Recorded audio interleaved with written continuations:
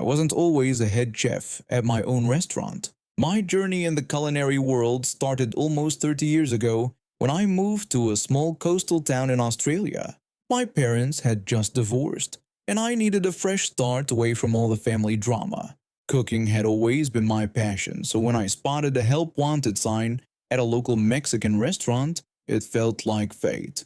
The restaurant wasn't fancy, just a modest place with about 15 tables, colorful decorations, and a resident guitarist who played on weekends. But it was home to me. The owner, an elderly gentleman who had fallen in love with Mexican cuisine during his travels, took me under his wing and taught me everything he knew. Within 2 years, I was running the kitchen.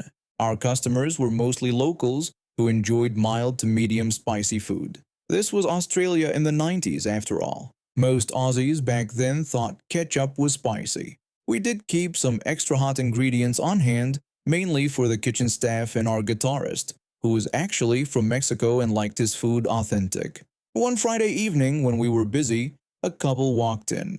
I could tell from the awkward body language that it was a first date. He was talking loudly, gesturing wildly with his hands, while she sat quietly, nodding occasionally. They ordered nachos to share as an appetizer with a side of jalapenos, his request, and when I came out of the kitchen to check on them, the man immediately waved me over. The man complained that the jalapenos weren't hot at all and asked if that was the best we had to offer. I politely told him we could certainly add more spice to his main course if he wanted. He responded arrogantly, explaining that he had traveled across Asia and Latin America, eaten the hottest curries in India and the spiciest street food in Thailand, and that no one had ever been able to make food that was too hot for him. His date looked embarrassed and tried to smooth things over by saying she thought the food was lovely and that she was enjoying the nachos. The man dismissed her comment and continued his rant.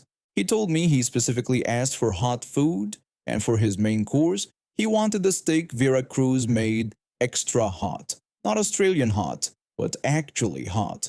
Then he asked condescendingly if our kitchen could handle that.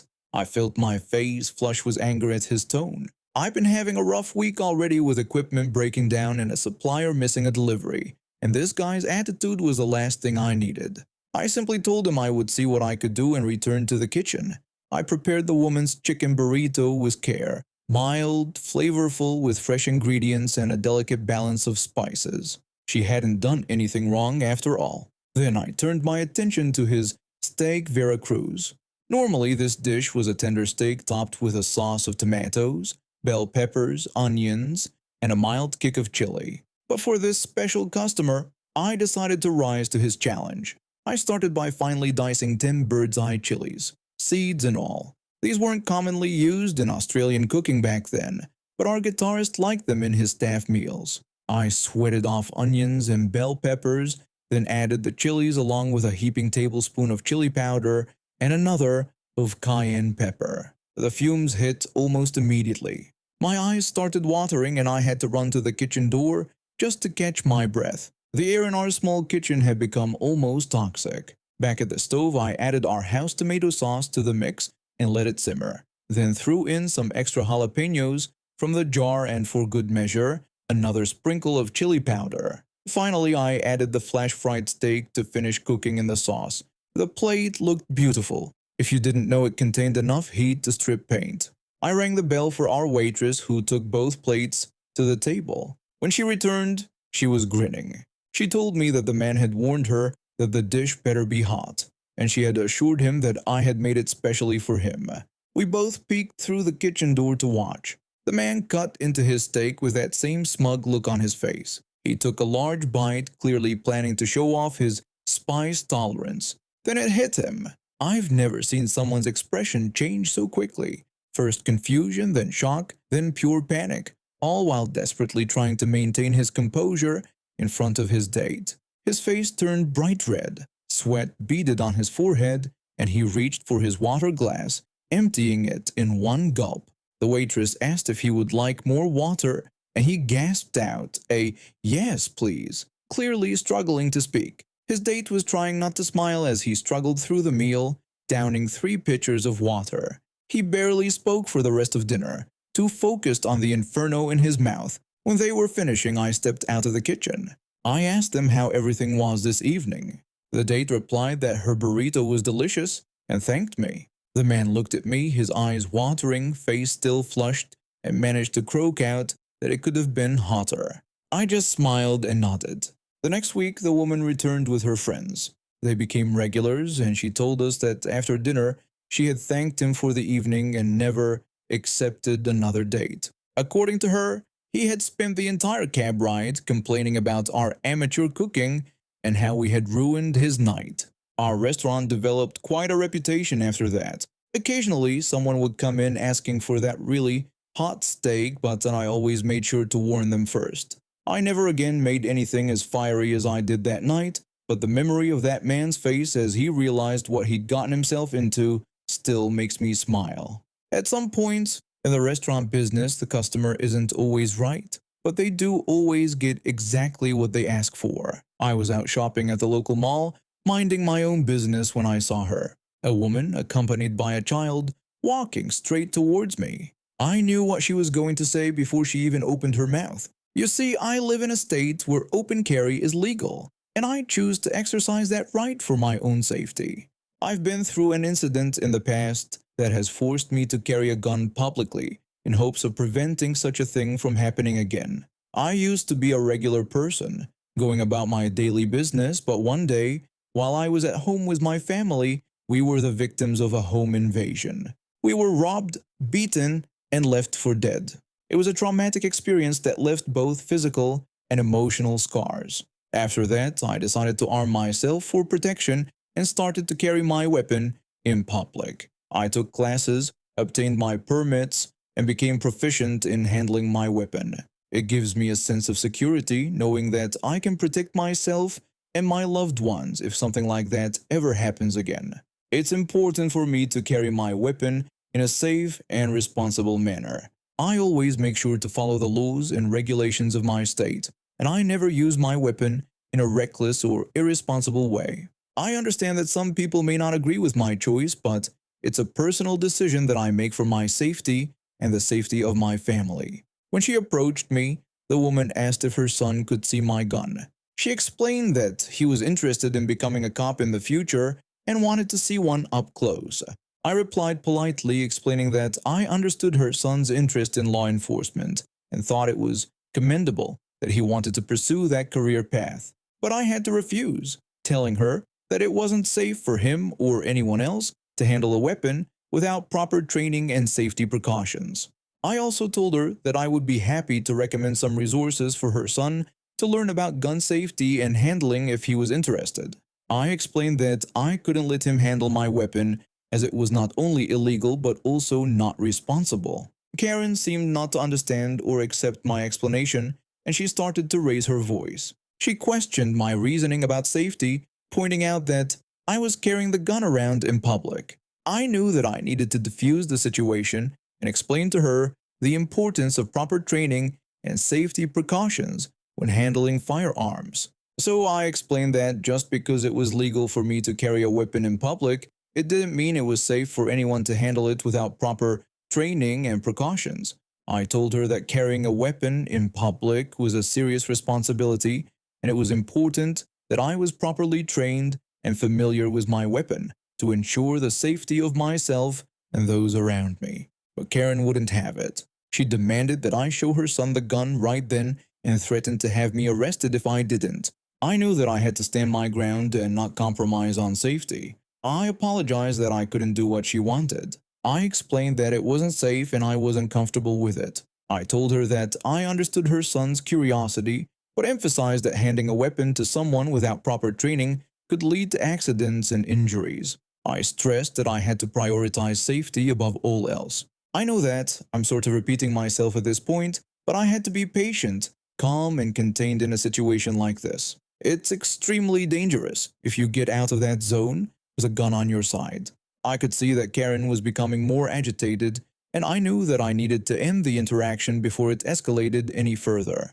I politely excused myself and walked away, leaving Karen and her child behind.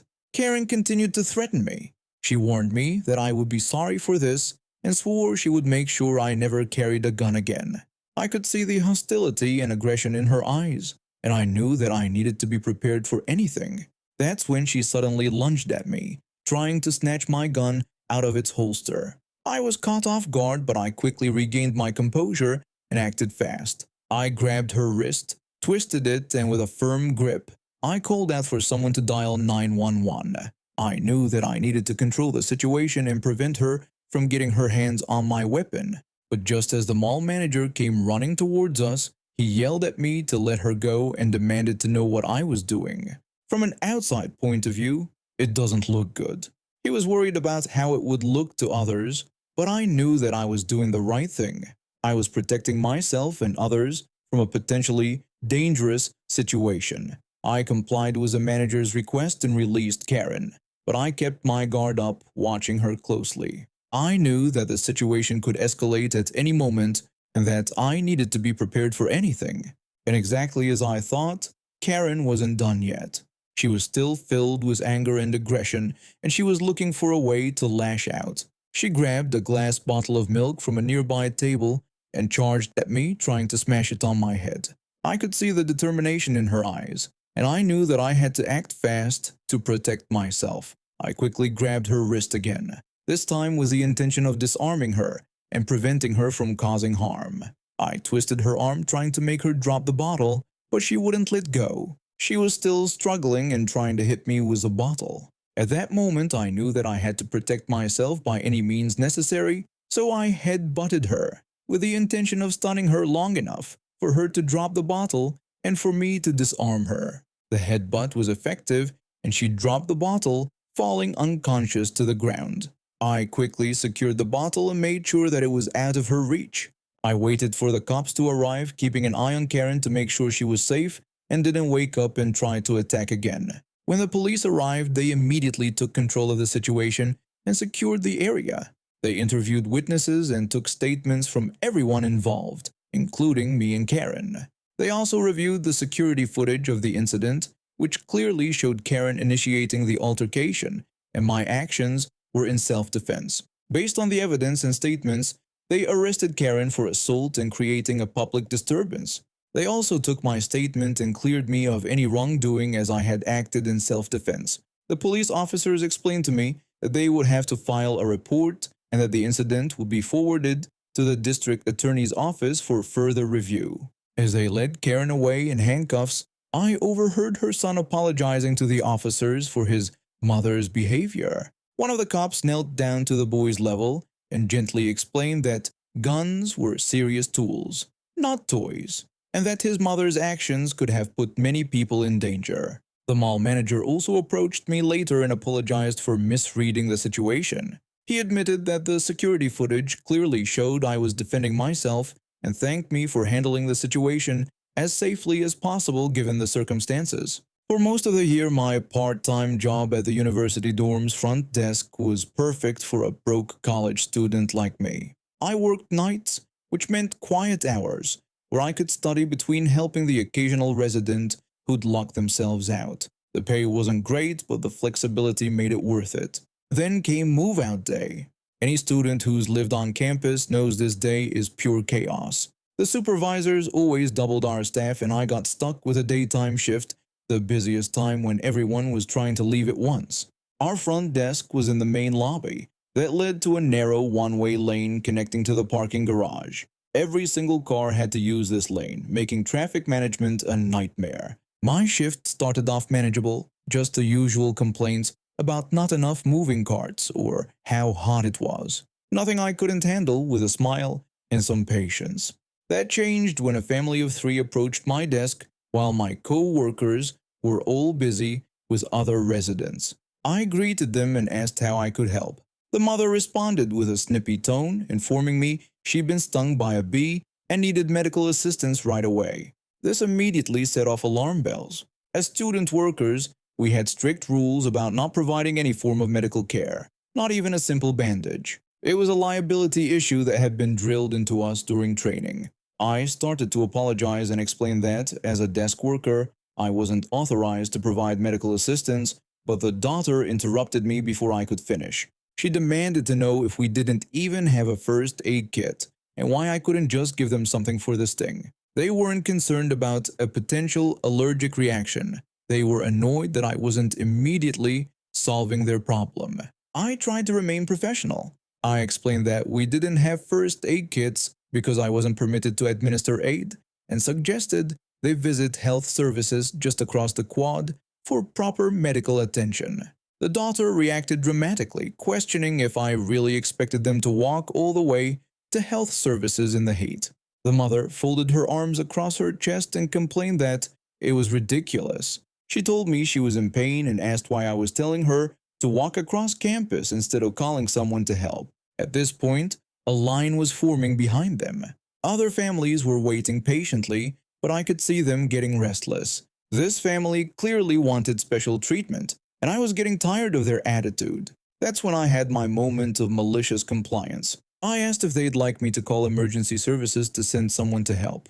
The mother eagerly agreed, finally saying I was doing something useful. I picked up the phone and dialed 911, maintaining eye contact with the mother the entire time. When the operator answered, I explained the situation. The operator asked if the person was allergic to bee stings. I relayed this question to the mother, who admitted she wasn't allergic but complained that it really hurt. I passed this information to the operator, who then asked if they had tweezers to remove the stinger. When I asked the family this question, the daughter responded rudely, questioning why they would have tweezers and calling it a stupid question. I apologized to the operator for the family's rudeness and explained they specifically requested emergency medical assistance. I could hear the operator sigh. The operator told me they would send someone and asked me to have the family wait outside. After hanging up, I told the family that emergency services were on their way and asked them to step aside so I could help other residents. The mother asked what kind of response they were sending. When I said I wasn't sure, she expressed hope that it wouldn't be a fire truck, saying that would be embarrassing for just a bee sting. As the minutes passed, I could see the mother starting to realize she might have overreacted. She whispered something to her husband about just leaving, but he and the daughter reminded her that help was already on the way. Then we heard it, the unmistakable sound of sirens approaching. Through the glass doors, we all watched as a massive fire truck, lights flashing and sirens blaring, pulled up right in front of our building, completely blocking the narrow lane to the parking garage. The mother's face turned bright red. Everyone in the lobby, and I mean everyone, turned to look.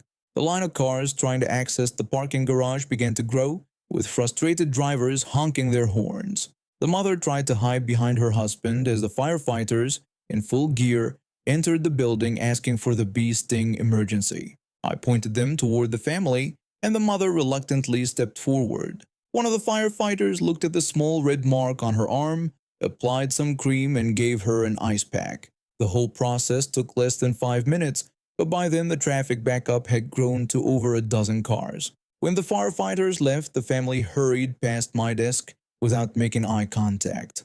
The daughter mumbled something about getting her stuff from her room.